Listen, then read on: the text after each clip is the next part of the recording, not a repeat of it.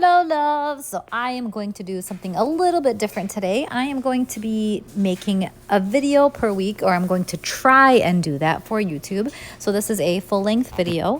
Now, I did end up being a little bit lazy and stayed in my pajamas for this because I work from home, so I'm lucky enough to stay in my pajamas.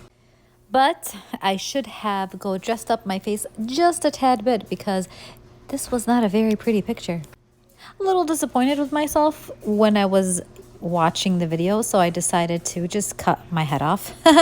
So what you saw me do there was roll out a piece of fondant, and then I went ahead and put it onto the cake, the prepped cake that was sitting in the fridge. It was chilled, and now I'm just trying to get those sharp edges that everybody loves. I do have a question for you guys while you watch me do this. Would you prefer me to do this and explain the process of what I'm doing, or would you prefer me to do a story time? Or would you like me to just mix and match? Anywho, back to the cake. What you saw me do there was steam the cake a little bit so that it sticks to the fondant. So the fondant is sticky, I mean. And I'm using edible paper. It was a cute Mickey Mouse comic strip theme that was going on there. Now, I am hand making the name using Disney font. Basically, I just Googled Disney font and tried the best of my ability to hand cut these. Freehand, by the way. I did have to start over a couple of times, but it worked out. Now I wanted the name to kind of pop off of the cake, so I put the red onto the black. This also was going to have a Mickey Mouse topper, and I figured the nicest and more professional, clean-looking way to do it was use an edible sheet Mickey Mouse and cut that out on fondant. To stack the cakes, of course, I use straws. Cut the first straw, and then I measure out the rest accordingly. I did cover my face because, again, I was really disappointed. No need to scare you guys.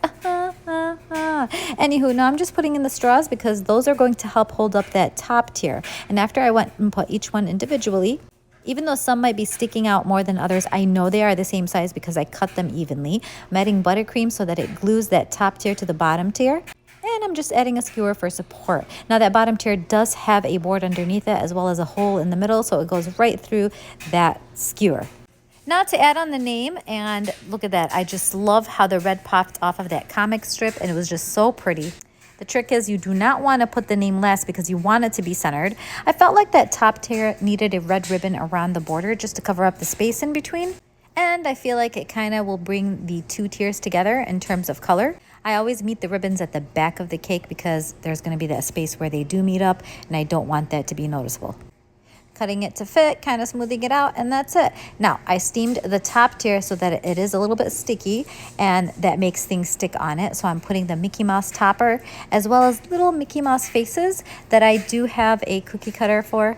It would take a very long time to hand cut all those little Mickey Mouse faces. I love these ones because they have more of a shape to the Mickey Mouse instead of just the circle and the two ears.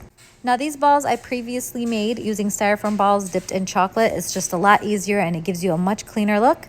And I am placing them sporadically throughout the cake. They are not edible. And here is the final product. I love it. What do you guys think of the video?